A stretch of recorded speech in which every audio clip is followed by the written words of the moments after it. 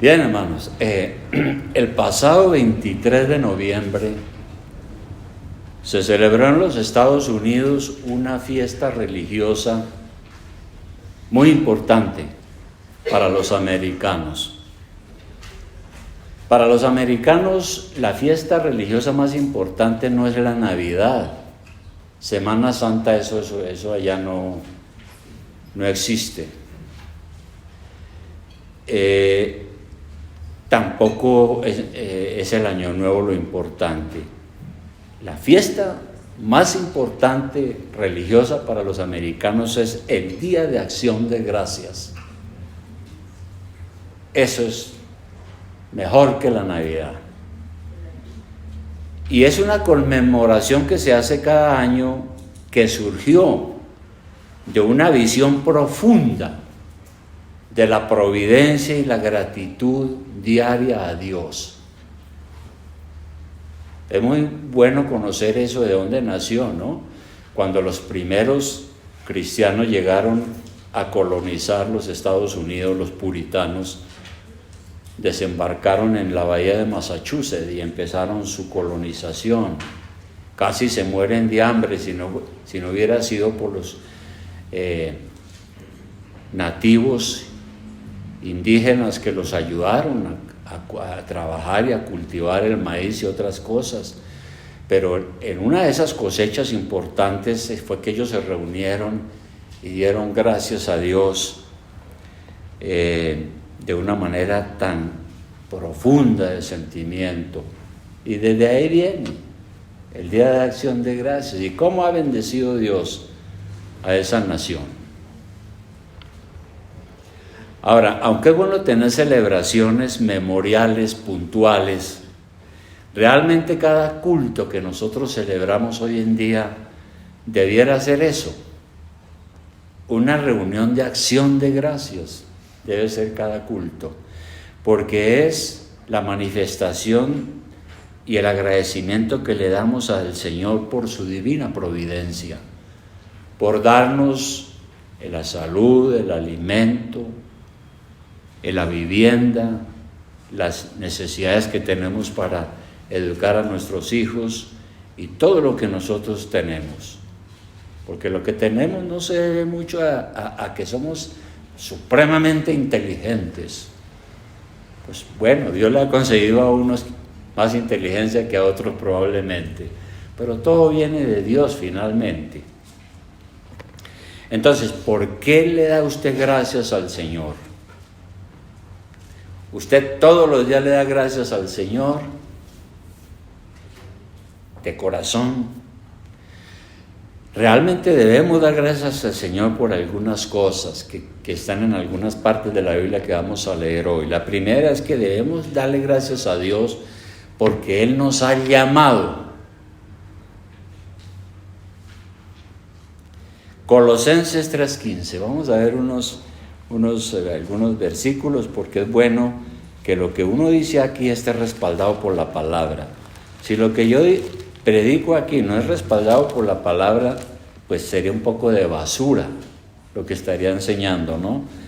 Pero Colosenses 3:15 dice, en esta carta escrita por Pablo, pero bajo la inspiración del Espíritu Santo, Colosenses 3:15 dice, a las iglesias de entonces y de ahora, y la paz de Dios gobierne en vuestros corazones,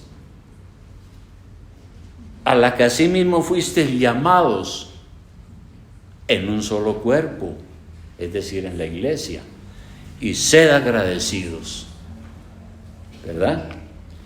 Ahora, eso quiere decir que Dios nos ha llamado a ser parte del cuerpo de Cristo, llamados a participar de la paz de Dios, y el cuerpo de Cristo ya lo hemos enseñado mucho en la iglesia.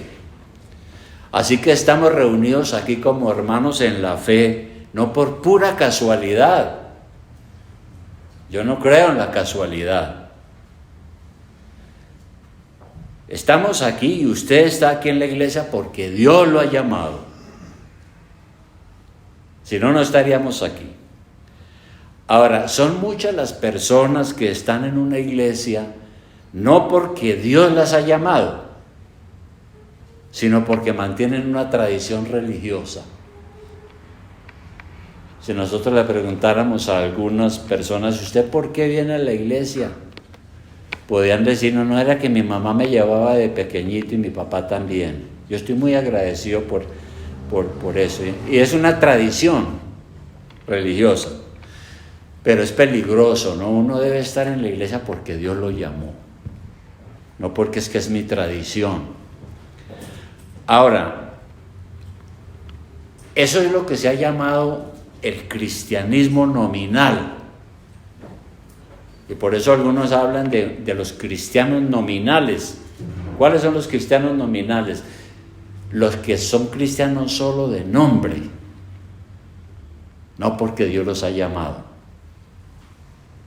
Ahora, hay un ejemplo de eso en Apocalipsis 3.1. Ya regresamos, seguiremos con otros versículos, pero en Apocalipsis 3.1 hay un ejemplo de esto. Recordemos que el Señor dio un mensaje a algunas iglesias del siglo I,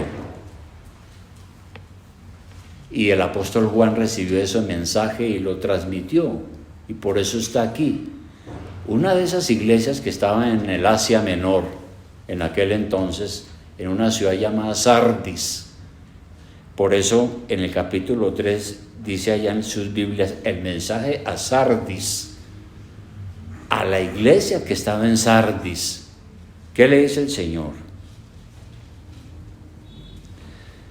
Escribe al ángel de la iglesia en Sardis. El ángel, la palabra ángel quiere decir mensajero. Entonces se cree que fue al pastor que le mandó el mensaje para que el pastor lo predicara a la iglesia. Escribe al ángel de la iglesia en Sardis, el que tiene los 7 espíritus de Dios y las 7 estrellas. Bueno, eso es un símbolo. Dice esto: yo conozco tus obras, que tienes nombre de que vives y estás muerto. Eso sí que debiera ser terrible, ¿no? Que Dios se nos apareciera y nos dijera, no, usted se cree cristiano, ¿no? Pues sepa que está muerto. O sea, que no es. Terrible. Ahora, muchos en la iglesia de Sardis, en esta iglesia, probablemente ellos se creían como cristianos. Trabajaban y hacían muchas funciones de las que hacemos en la iglesia, pero Jesús aquí los conmina y declara contundentemente que las personas allá están muertos espiritualmente. Por eso mismo entonces decimos que un cristiano nominal es simplemente un cristiano solo de nombre. Puede asistir a los cultos, puede asistir a la iglesia, puede conocer la doctrina de la fe cristiana, pero si no tiene una verdadera relación con Cristo y no ha entregado la totalidad de su vida a Jesús como su Señor y Salvador, y no ha tenido una fe y un arrepentimiento genuino, váyalo dudando. Váyalo dudando. Y muchos pastores dicen que de eso están llenas las iglesias, de cristianos de nombre, que tienen ideas raras sobre la iglesia y sobre lo que es, pero no lo que dice aquí en la palabra de Dios. Si no ha habido una fe y un arrepentimiento genuino, serán cristianos de nombre. Por eso tenemos que darle gracias a Dios por el llamado. Nos llamó y por eso estamos aquí. Si alguien no está en la iglesia por ese llamamiento que Dios le ha hecho santo, pues yo diría que no va a durar mucho, o va a ser así regular, porque no está verdaderamente por amor al Señor.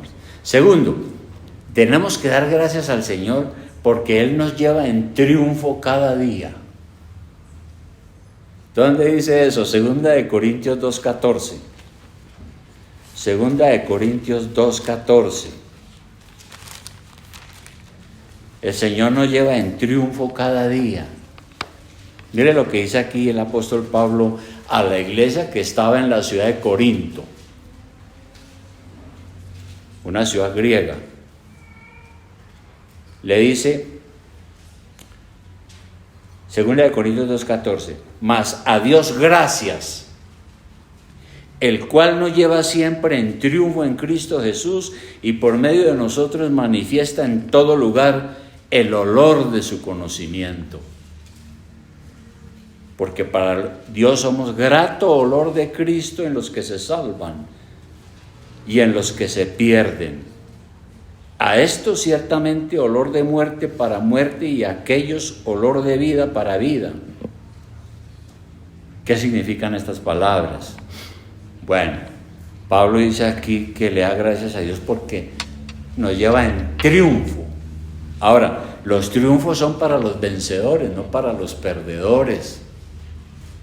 Y el apóstol dice que nosotros como cristianos somos triunfadores. Es Cristo el que nos lleva en esos triunfos, como los soldados en una batalla. El apóstol Pablo experimentó esos triunfos. Ahora, él sufrió mucho, fue perseguido hasta lo indecible. Lo buscaban para matar por donde andaba, porque al mundo pagano no le gustaba este mensaje, como hoy en día tampoco le gusta, ¿no?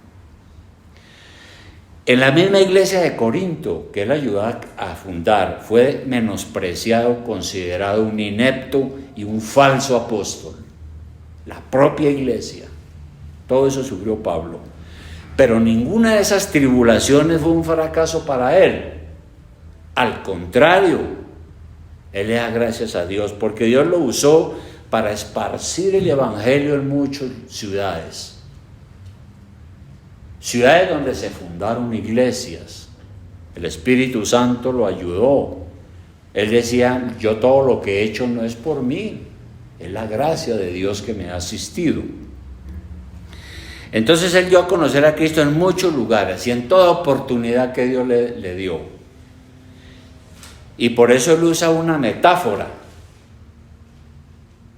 un ejemplo para que nosotros, para que entendamos lo precioso del evangelio y la percepción que él tenía del evangelio. Y entonces él dice que por donde él andaba, él manifestaba el olor del conocimiento de Cristo en sociedades completamente ignorantes y paganas. Es decir, él olía a Cristo porque predicaba el evangelio, ¿verdad? Y ese olor era una fragancia con la cual perfumaba el mundo. El conocimiento de Cristo era algo agradable para todos los que creían en el evangelio, porque endulzaba sus vidas y lo hacían mejores. Y realmente el evangelio, pues cuando yo conocí el evangelio, hizo eso. Endulzó mi vida, cambió mi vida y llegué a ser otra persona. El evangelio para nosotros los que hemos creído es como una fragancia agradable. Pero para los que no creen y prefieren vivir en su pecado, pues el evangelio es desagradable. Ellos no perciben nada y eso es un indicativo de que el evangelio los condena. Porque en vez de traerles vida, les trae muerte. El Señor dijo eso en Juan 3:19, vamos a mirarlo. Juan 3:19. En Juan 3:19 el Señor dijo lo siguiente. Es el propio Jesús. Dice, esta es la condenación. Va a explicar qué es la condenación. Que la luz vino al mundo, la luz era Él es la luz del mundo. Y los hombres amaron más las tinieblas que la luz, porque sus obras eran malas. Porque todo aquel que hace lo malo aborrece la luz y no viene a la luz para que sus obras no sean reprendidas. A mucha gente no le gusta el evangelio, es por eso, ¿no? Porque el evangelio le dice que se arrepienta, que no puede amar el dinero. Y muchos, pues el dinero es su Dios, que les va a gustar el evangelio. Otros le dice que tienen que vivir una vida moral casta, ¿Y qué le va a gustar si tiene como 3 mujeres? Y así, y ahí vamos contando pecados. Ese es el problema. Al que no le gusta el evangelio es un olor malo, pero al que le gusta es fragancia. Otro aspecto, hermano, tenemos que dar gracias al Señor, no solo porque nos lleva en triunfo, sino porque nos ha hecho ciudadanos del reino de los cielos. Hebreos 12:26. Vamos a mirar Hebreos 12:26. Hebreos 12:26, ¿qué dice? Bueno, aquí el autor de Hebreos, en todo el capítulo 12, no lo vamos a leer todo, pero ha venido hablando del peligro de rechazar la gracia de Dios. A partir del versículo 12, en las Biblias suyas a veces hay un subtítulo allá que dice lo que le sucede a los que rechazan la gracia de Dios. ¿No? Los que dicen que estos cuentos son cuentos, ¿no? O los que dicen, yo que me voy a meter a eso, es que me voy a convertir yo en un santurrón. Entonces, después de explicar esos peligros, a partir del versículo 26, mire lo que termina diciendo en ese capítulo 12 el autor. La voz del cual, o sea, la voz de Dios, conmovió entonces la tierra. Y hay una alusión a cuando Dios intervino en el Antiguo Testamento, todo lo que pasaba, lo que pasó en el Sinaí, por ejemplo. Pero ahora ha prometido diciendo, aún una vez, y conmoveré no solamente la tierra, sino también el cielo. Eso no ha pasado, pero va a pasar. 27, y esta frase, aún una vez, indica la remoción de las cosas movibles como cosas hechas para que queden las inconmovibles. Así que, recibiendo nosotros un reino inconmovible, tengamos gratitud y mediante ella sirvamos a Dios, agradándole con temor y reverencia. ¿Cuál es ese reino inconmovible? Un reino que no se puede mover, que es firme, el reino de los cielos. Ahora, las cosas de este mundo son sacudidas permanentemente. Note usted, por ejemplo, lo que pasó con esta pandemia.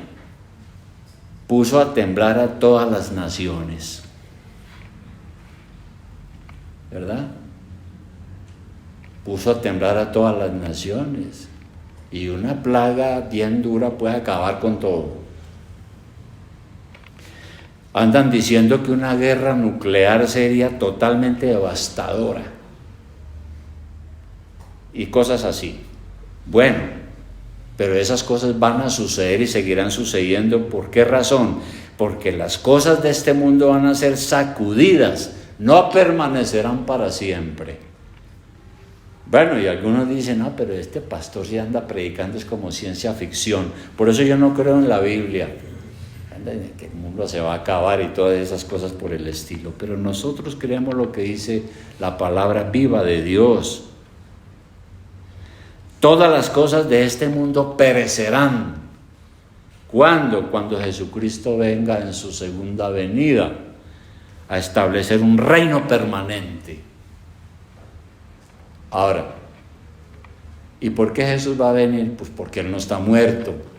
¿Y por qué no está muerto? Pues porque se levantó el tercer día de entre los muertos y ascendió al cielo y lo vieron. Hubo testigos que dijeron cómo que se fue y las promesas que Él dio, y eres el Rey del universo. ¿Dónde está? En algún lugar fuera de este planeta, pero está, pero gobierna por la obra del Espíritu Santo. Entonces todo eso nos dice que esperamos un mundo mejor, un mundo estable, un mundo que no se acabará, donde no habrá las tristezas y las desgracias de este mundo. Eso lo dice Apocalipsis 21:3. Miremos a Apocalipsis 21:3. Apocalipsis 21:3. Aquí hay una serie de símbolos, ¿verdad? Aquí se pinta el reino futuro de Dios como una ciudad. Pero el 21 dice el apóstol Juan en esta revelación: vi un cielo nuevo y una tierra nueva, porque el primer cielo y la primera tierra pasaron y el mar ya no existía más. ¿Cuáles? Estos que estamos viviendo. Y dice el 2: y yo, Juan, vi la santa ciudad, la nueva Jerusalén, una figura de lo que será la iglesia, ¿no?, descender del cielo de Dios, dispuesta como una esposa ataviada para su marido. Y oí una gran voz del cielo que decía: he aquí el tabernáculo de Dios con los hombres, y Él morará con ellos, y ellos serán su pueblo, y Dios mismo estará con ellos como su Dios. Enjugará Dios toda lágrima de los ojos de ellos, y ya no habrá muerte, ni habrá más llanto, ni clamor, ni dolor, porque las primeras cosas pasaron. Tremendo, ¿no? Suena esto de verdad como a Guerra de las Galaxias, yo no sé, pero mire usted que no sabemos cuál será la generación que presenciará estas cosas, ¿no? Pues cuánto daría yo para presenciar esas cosas, pero también la Biblia nos dice que nosotros no sabemos el día y la hora, que el Señor vendrá como ladrón en la noche, es decir, no avisa, pero que vendrá. Antes de Jesús nacer en este mundo era lo mismo con las profecías, ¿no? Nadie creía en eso. Así que los profetas diciendo que vendrá un Salvador, ¿cómo es que un Salvador? ¿Pero cuál Salvador? O sea, nosotros lo que nos está yendo es mal, hasta que ¡pum!, vino Jesús y se cumplió la profecía. Y se va a cumplir la otra, de los cielos nuevos y la tierra nueva. Y nosotros participaremos de eso, por eso tenemos que dar gracias a Dios. Así que tenemos que dar gracias a Dios por todas las cosas. Miren en 1 Tesalonicenses 5:18 lo que dice. 1 Tesalonicenses 5:18.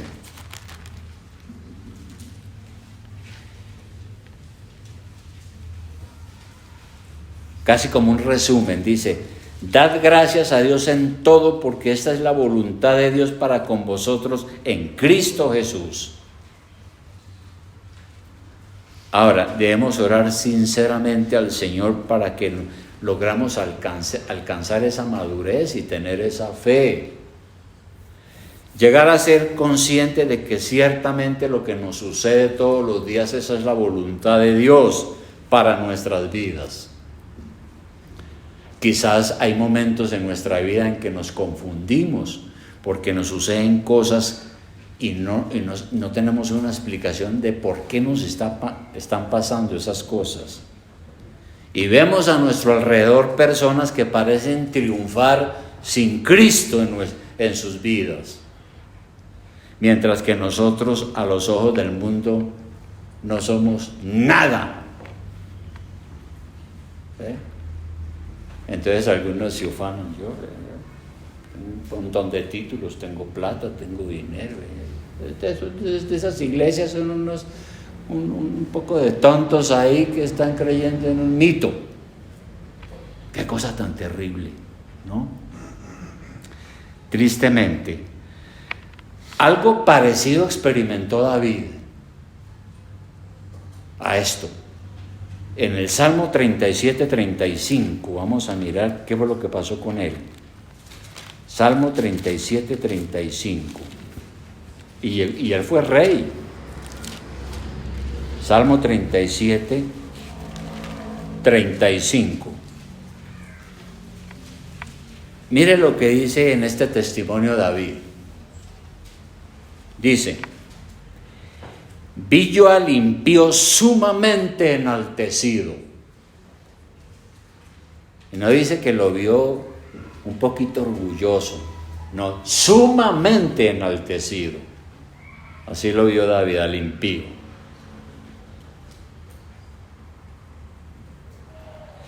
Y que se extendía como laurel verde. Yo no conozco el laurel, pero creo que eso es como una enredadera que va creciendo y verde y hermoso. Entonces él vio al impío que prosperaba y crecía y se extendía su influencia con poder, como laurel verde. Dice, y luego en el 36 dice, pero él pasó y aquí ya no estaba. Lo busqué y no fue hallado. ¿Y por qué dijo él eso? Porque él entendió algo que es una realidad de la vida. Comprendió que el destino de los malos es funesto y que sin Dios uno no llega a ninguna parte. Sin Dios uno no llega a ninguna parte. Y pues yo no sé cuánto voy a durar yo, pero si en unos años usted se acuerda de eso, me gustaría que habláramos de eso, a ver cómo le ha ido, ¿verdad? Ahora, esta fue una inquietud que yo tuve en mis años de estudiante en el seminario. Un día en el seminario estaba yo deprimido y yo le dije a otro compañero, le dije a un peruano, le dije, ¿valdrá la pena renunciar a tantas cosas para dedicarse uno a estudiar algo que parece no prometer nada? ¿No? Porque es que uno encerraba ya 4 años donde 5,000 pesos era un platal, ¿verdad? Y no será mejor que estemos buscando hacer plata, mejor yo hacer otras cosas, pero ¿qué hacemos aquí? Estudiando esto. Pero claro, ese hermano me dijo, en esa época me dijo, vale la pena. Pero entendí más tarde que es una falta de madurez que se alcanza con el paso de los años, ¿no? Es por eso que nosotros debemos tener una actitud de adoración, alabanza y gratitud permanente a Dios. Porque nuestra vida está guiada por el Señor, nuestra vida no está sometida a un destino ciego. Nosotros no somos hijos de la casualidad, nuestra confianza está anclada en el Señor. Por eso es triste que las multitudes andan por este mundo sin esperanza y sin Dios. Si mueren, si los sorprende la muerte, les espera ese llanto y el crujir de dientes, dijo Jesús, para decir que les espera la pena eterna. Y finalmente, hermanos, nosotros damos gracias a Dios, ¿cómo? Por medio de la oración, por supuesto. Si la oración no fuera tan importante, ni el Señor ni los apóstoles nos habrían dejado tantas amonestaciones y tantas recomendaciones para esto. Qué importante es cuando abrimos el corazón al Señor para confesar nuestros pecados y para darle gracias al Señor, ¿no? Mire usted que el Salmo 103, ¿qué dice? Salmo 103, versículo 1. Salmo 103, versículo 1. Dice lo que decía David: bendice alma mía a Jehová, o sea, al Señor, y bendiga todo mi ser su santo nombre. Bendice alma mía a Jehová y no olvides ninguno de sus beneficios. Qué tremendo, ¿no? Dios nos ha beneficiado sin merecerlo, nos ha beneficiado con su perdón. Y dice aquí, ha perdonado nuestras iniquidades. Y sigue diciendo el versículo 3, Él es quien perdona todas tus iniquidades, el que sana todas tus dolencias, ¿no? El que sana todas tus dolencias. ¿Y sabe por qué escribió esto David? Porque él experimentó eso. Momentos casi de morir. Ahí en el Salmo 32, para regresar a este, no lo pierda, este que estamos, pero en el Salmo 32, para que leamos lo que David experimentó para poder escribir esto. En el Salmo 32, en el versículo 1, mire lo que dice David. dice, bienaventurado, o sea, dichoso, aquel cuya transgresión ha sido perdonada y cubierto su pecado. Qué bendición que Dios perdone mi pecado, porque tengo paz con Él, una conciencia tranquila, ¿verdad? Por eso es una dicha. 2, bienaventurado el hombre a quien Jehová no culpa de iniquidad y en cuyo espíritu no hay engaño. Mientras callé, dice David, se envejecieron mis huesos en mi gemir todo el día. Porque de día y de noche se agravó sobre mí tu mano, se volvió mi verdor en sequedades de verano. Es decir, llegó a un estado en su salud que dice que se sintió seco, reseco, perdido, sin vigor, sin incentivo en la vida. Y el 5, mi pecado te declaré y no encubrí mi iniquidad. Dije, confesaré mis transgresiones a Jehová y tú perdonaste la maldad de mi pecado. Algunos creen que eso fue cuando él tuvo su adulterio con Betsabé y no confesó su pecado, sino que lo escondió. Se hizo el de la vista gorda, ¿no? Hasta que el Señor le mandó un profeta que le dio una parábola. Es interesante eso, ¿no? Y algo así como que había un señor que tenía una corderita y que no sé qué, y que otro llegó y la mató, algo así, ya no me acuerdo, pero y dice David al profeta, uy, terrible ese hombre, ¿cómo era de malo, no?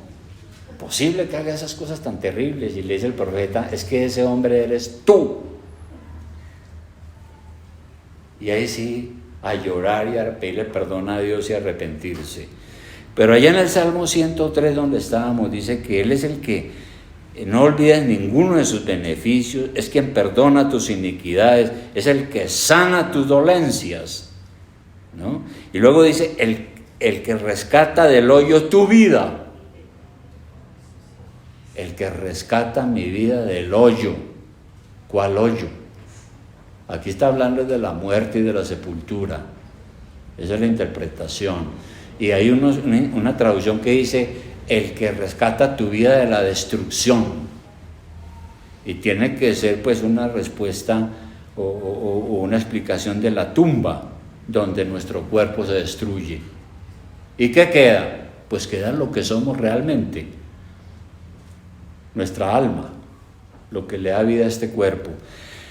Por supuesto, todos vamos a morir en algún día, pero lo que quiere decir aquí David es que Dios lo libró en ciertas situaciones terribles donde estuvo a punto de morir. Seamos agradecidos con el Señor porque ahora pertenecemos a Cristo. Lo tenemos a Él gobernando nuestro corazón, si es que es cierto, ¿no? Si no somos cristianos nominales. Antes era Satanás el que reinaba en nuestro corazón, era el mundo, nuestros propios deseos. Ahora no, ahora es Cristo Jesús, mi Señor y Salvador, a quien amo con todas mis fuerzas. Conclusión, hermanos, a esto. Seamos agradecidos. Son muchos los versículos que nos hablan de dar gracias a Dios. Todo se lo debemos al Señor, porque muchas cosas Él las ha permitido así, aun las que no son agradables, pero Él tiene un propósito. Como el padre con el hijo, ¿no? A veces el hijo quiere que uno le dé cosas y uno tiene que negárselas y entonces hace un berrinche y todas esas cosas y no se las damos. ¿Por qué? Porque es que Él no sabe que es para su mal. Sirvamos a Dios. Algo que casi sobra decirlo, pero aquí lo leímos. Sirvamos a Dios con temor, agradándole con temor y temblor. Entonces, ¿cómo podemos adorar aceptablemente a Dios? Pues siendo agradables para Él, acercándonos a Él con temor y reverencia. Y la razón es porque Dios ha tenido misericordia, porque podíamos ir rumbo al infierno. Aunque algunos no creen en el infierno hoy, ¿no? Ni siquiera el Papa creo que cree ahora en el infierno. En la época medieval con el infierno hacían temblar a todo el mundo, ¿no? Ahora pues dicen que eso es un invento. No, hermano, hay un lugar donde va a parar el malo si no se arrepiente. De manera que, hermano, ahora hagámonos un examen. ¿Somos agradecidos con el Señor? ¿Somos agradecidos con el Señor? Eso se demuestra cuando oramos. Cuando yo me arrodillo y me dirijo a Dios, tengo que darle las gracias. Si hay pecado, tengo que confesárselo. Decirle, Señor, yo ayer, o esta mañana, o esta tarde, me comporté mal. Yo creo que no debía haber hecho esto, no creo que debía haber hecho aquello. Eso. Yo te amo, Padre, porque tú eres mi Señor y Salvador y me perdonas. Eso es. ¿Cómo estamos sirviendo al Señor? Servir al Señor. Eso se manifiesta aquí en la iglesia, ¿no? También afuera, pero somos un cuerpo. Debemos ofrecernos a Dios y servir en la iglesia. Doy gracias al Señor por todas las hermanas que son maestros de escuela dominical, por los hermanos, como el caso de Fernando hoy, que nos trajo una clase magistral su clase, explicándonos qué es la iglesia y los grandes errores que hay. Nosotros traemos todavía el lastre de la iglesia católica y creemos que es lo mismo, y no es lo mismo, ¿verdad? Bueno, ¿cómo servimos al Señor? Si servimos al Señor, lo debemos de hacer con amor y agradecidos. Y esa gratitud se demuestra siendo sinceros, honestos en lo que hacemos para Dios. Eso es, en lo que hacemos para Dios y lo que hacemos para la iglesia, que es la familia de Dios. ¿Usted es así, hermano? La pregunta, ¿somos así? Es para todos, porque para mí también, pero ¿somos así, agradecidos con el Señor? Pues eso solamente lo puede responder usted examinando su propia vida como cristiano. ¿Qué tan agradecido es? ¿Qué tanto sirve a Dios? ¿Qué tanto ama a la iglesia? ¿Qué tanto reconoce tantas cosas que son importantes en la iglesia? Así que vamos a orar.